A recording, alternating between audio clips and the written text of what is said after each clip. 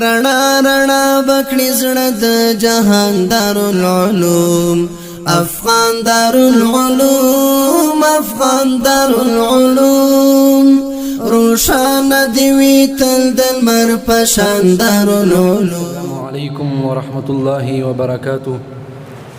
الحمد لله الذي علم بالقلم علم الإنسان ما لم يعلم وأرسل إلينا رسوله نبي المكرم سيدنا محمدا صلى الله عليه وسلم ورضي الله عن أصحابه وتابعيهم بإحسان ومن تبع على سنهم فعلم وعلم أو تعلم.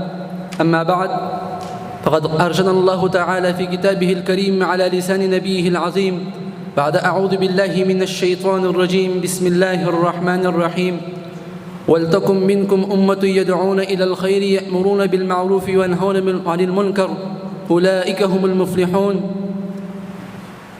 وعن أبي هريرة رضي الله تعالى عنه قال قال رسول الله صلى الله عليه وسلم: من رأى منكم منكرا فليغيره بيده فإن لم يستطع فبلسانه وإن لم يستطع فبقلبه وذلك أضعف الإيمان.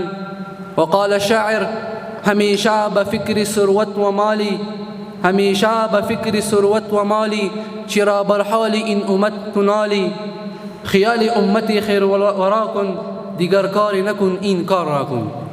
زما معزز سامعین، الله جل جلاله د دې دنیا د مخلوقات لپاره یو قانون ټاکلی چې هغه قانون د هر زمانه مقبول او مروج دین ده او د دې دین د ارسال لپاره خپل پیغمبران را لېږلي دي او کله چې ختم نبوت ختم رسالت راغی هم دغه وظیفه موږ او تاسو ته راوسپارله چې دغه امر دغه دین موږ او تاسو خلکو ته ورسوو.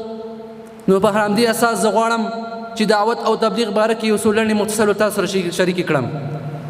زما محترم سامعین، زما تقریر په څلورو خبرو مشتمل وي. اوله خبره دعوت تبلیغ تعریف او اقسام، دومه خبره ضرورت الى الدعوت او تبلیغ، او دریمه خبره طریقه او امور لازم للداعي او لازم کې وړه واقعه، او اخیری خبر امر راجع الینا. راځم اول خبره ته.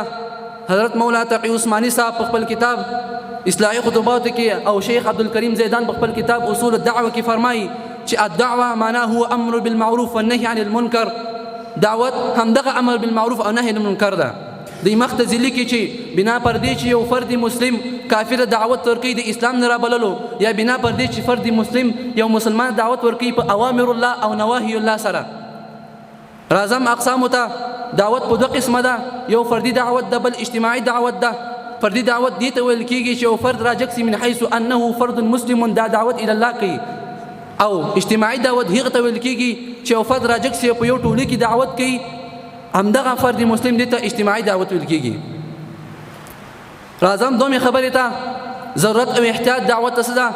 حضرت مولانا حکیم الامت اشرف علي تهانوي رحمه الله په کتاب خطوبات حکیم الامت کې فرمایي چې نن سبا محرک د تبلیغ دعوت دا ده چې نن سبا انسانانو په غیر اهم شانو کې دومره تغول کړی ده چې ضروري شان ترې پاتې سوي دي، ضروري شان پرېښي دي. نو خلکو ته به دا د اهم او ضروري شانو په اشتغال کې څوک امر ورکوي؟ موږ او تاسې به ورکوو. طریقه یې څه ده؟ همدغه دعوت او تبلیغ ده. بل محرک دا ده چې له هر انسان سره یو نفس ته چې هغه د بدیو طرف ته متوجه کوي، د خیر اعمال نه منې کوي.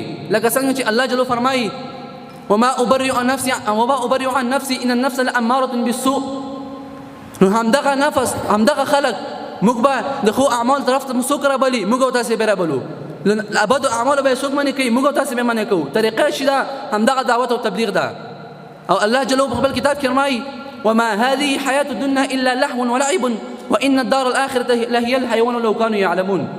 او دا خبره په دنیا ته خلق دنوال ته څوک ورسي چې دا دنیا د لاسې د لعب او لوبو سامان ده، هیڅ ارزښت نه لري، او دار الاخرت چې کوم ده د بقا ژوند ده، موږ او تاسې به ورسوو. طریقه چې د همدغه دعوت او تبلیغ ده. راځم درېیمې خبرې ته. طریقه او امور لازم لداعي چې کوم دي.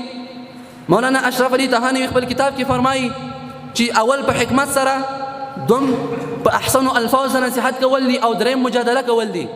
لکه څنګه چې آیات کې راځي: ادعو الى سبيل ربك بالحكمه والموعظه الحسنه وجادلهم بالتي هي احسن. همدا طریقه د نبی علیه السلام هم وا. راځم امور لازم لداعي شي دي.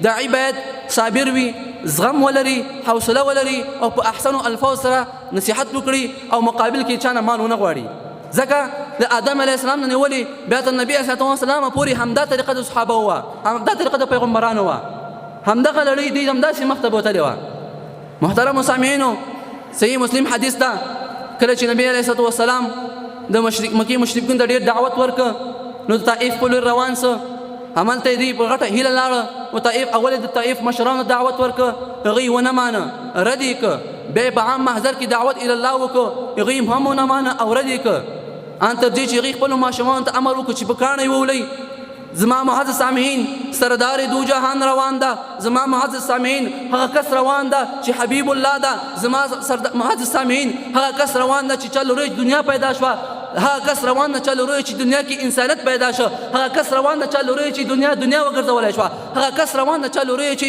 په دې دنیا کې ښایستوالی راغی هغه کس روان ده چلو چې انسانانو ته خپل ژوند ورپېژنده هغه کس روان ده چلو چې انسانانو ته د خیر ژوند ورښودل شو او له بدو اعمالو یې بند کړه هغه کس روان ده چې د هغې لورویه دا دنیا کې وحشت او ظلمت تیارې له منځه لاړې دوی په کاڼه ولي ان تر دې چې دغه پڼې مبارکې د وینو ډکې شوې په دې وخت کې عرش په لړزه راځي جبرائیل امین راځي یا رسول الله یا رسول الله امر وکړه یا رسول الله چې دا طائف د دوه غرونو منځ کې واقع د غرونه پې راولم ځمکه امر کوي یا رسول الله ووایه چې دوی خسف کمه نبي علیه السلام په دې وخت کې له کومې طریقې نه کار اخلي دوی وایي نه دوی امت دوی نه پوهېږي دوی جاهلان دي کېدای شي دوی په امت کې داسې خلک راشي دا دعوت قبلېږي سبحان الله همدا طریقه د نبي علیه السلام هم وه راځم اخري خبرې ته امر راجع الینا څه شی ده زموږ او تاسې لپاره همدا دعوت کول پکار دي په همدې طریقه کول پکار دي زه تاسو قاضیان ګرځوم تاسو فیصله وکړئ دعوت لپاره ضرورت هم شته واجب هم ده لازم هم ده فایده هم ذکر شوی دعوت به کوو که نه به یې کوو